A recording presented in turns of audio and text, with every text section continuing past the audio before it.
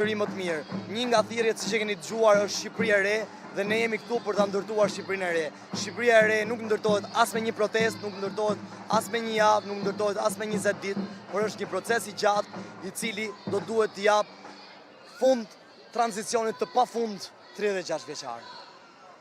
Visoka, keni ndonjë pyetje tjetër për shkak se kam pak problem? Doris, për shkak edhe të situatës aty dhe zhurmës edhe ne pamundësie eventualisht teknike, unë falenderoj shumë që u lidhe me ne në emision nga Tirana dhe falenderoj edhe zotin Lika për gjithë shpjegimet që i dha. Faleminderit, do të zhvillojmë bisedën në studio me të ftuarit.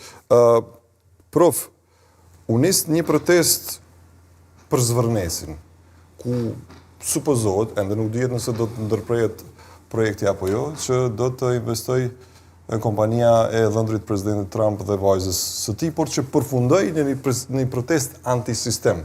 Edhe opozita, kur ishte protesta për Zvërnesin, kur filloi për Zvërnesin, Partia Demokratike edhe Partia Socialiste, po themi ishin në një njëjtën linjë. Tani PD-ja sigur ka filluar të bëj dallimin.